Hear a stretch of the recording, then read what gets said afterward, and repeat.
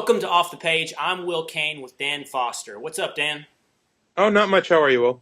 I'm all right. Let's jump right into this. So, Rand Paul, as a guest on Rachel Maddow's show the other night, was asked whether or not he would have supported the 1964 Civil Rights Act, and he's been asked that in numerous places at this point, but perhaps most notably on Maddow's show. And Rand Paul said that he gave a thoughtful answer and said that while he would have supported 9 out of the 10 titles, those that eliminated governmental discrimination, he would have had some reservation about the 10th title that used federal government power to dictate what private businesses could do. And he gave so many caveats about his own personal views on discrimination that he really couldn't have made it more clear. But yet, despite that, and for that thoughtful answer, he's been branded by the left as a complete racist, and on the right, he's been criticized for being too honest, too uncompromising, too thoughtful. So, Dan, was this a question that was worthy of discussion for Rand Paul? Was this something he should have answered?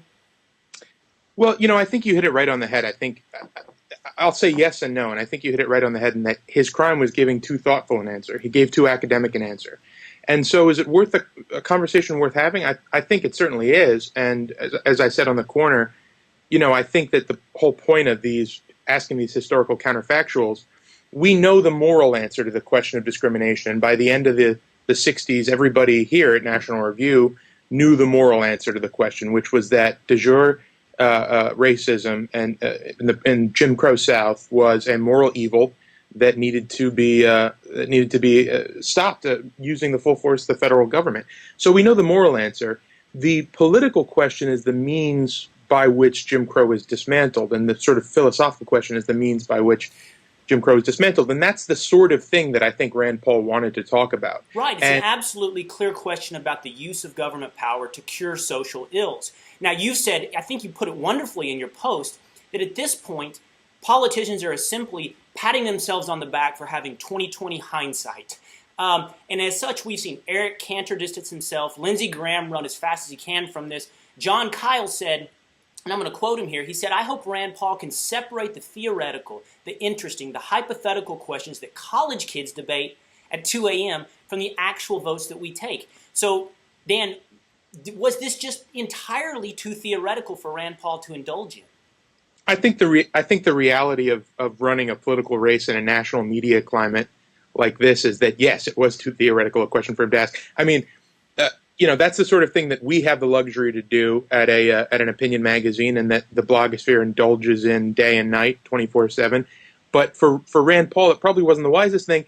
And the way you saw him sort of back off of it, and I take him at his word. I don't think that he's lying or fabricating or even flip-flopping, but the way you saw him back off this question, I think shows you that his learning curve is going to be pretty steep, and then he's going to learn not to have these kind of debates in the future. But Dan, the implication from this whole deal, the lesson that Kyle and Graham and Cantor and everyone is teaching Rand Paul is don't be so honest. Don't be so thoughtful.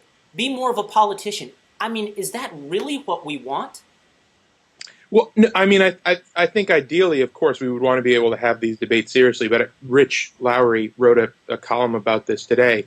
And, at some point, and it's interesting because this is a tactical and a strategic problem. At some point, you have to talk about plausible as opposed to ideal when it comes to a candidate. So in the case of Rand Paul, Rand Paul has to come across as a plausible candidate if he wants to win in Kentucky, and then he'll be probably the right flank of the GOP in the Senate, at least on fiscal issues and on small government issues. Okay, so you have to worry about plausibility there, but also, there is a problem, and I think a lot of us here at National Review are either libertarians or have libertarian sympathies, but there is a problem with libertarianism where the rubber meets the road, and I think that Rand Paul's answer was indicative of it. I applaud him for being honest about it.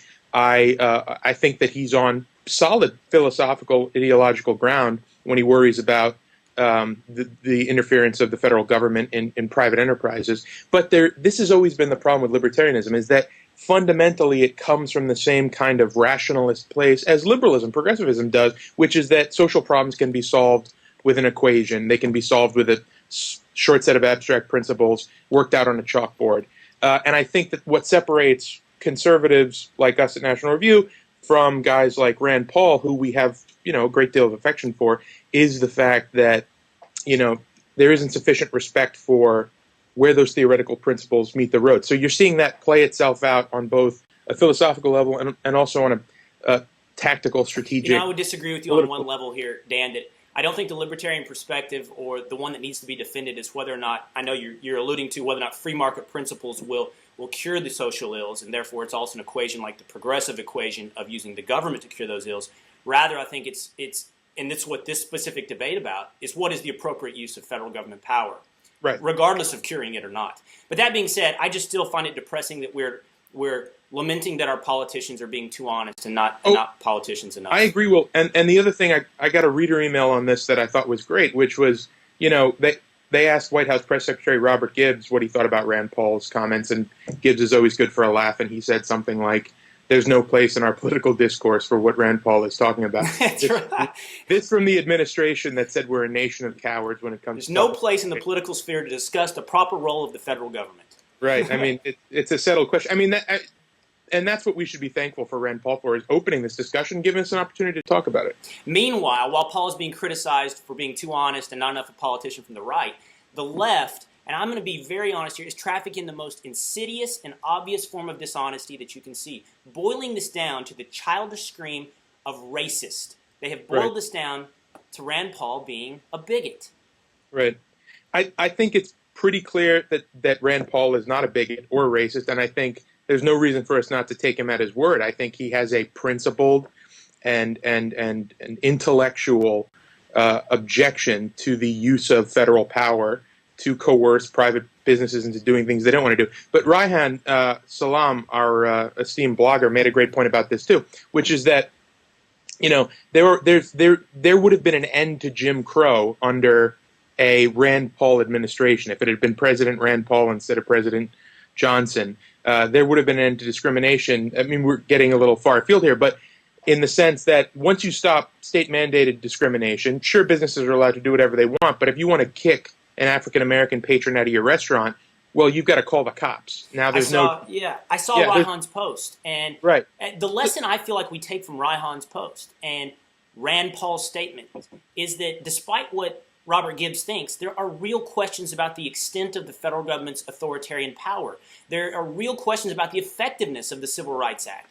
There are real questions about Americans' freedom to associate, and to have it boiled down to someone simply being a racist just reveals that the opposition is simply mental midgets, incapable of understanding these deeper issues, or they're really trafficking in this just the goal of destroying a political opponent. Well, yeah, and at the end of the day, liberals and progressives are pragmatists. What's true is what's useful for their particular political end. So they're not interested in having a conversation about the method by which Jim Crow was dismantled. As I said, we know the moral answer to that question. We know that Jim Crow had to end, and we know that institutional racism had to stop. They're not interested in having a conversation about the way in which that went down. Yeah. Well, I'm depressed, Dan, to see the debate boil down to this, but maybe we can conduct it on a bit higher level and force we try. All right, Dan, I really appreciate your time. You guys can find Dan. He is a constant contributor to The Corner, rivaled only by Bob Costa. I bet you guys have some kind of bet going on who can make the most posts. We do. Costa's winning. And you can follow me on Twitter at Will Cain. Thanks, Dan. Thanks, Will.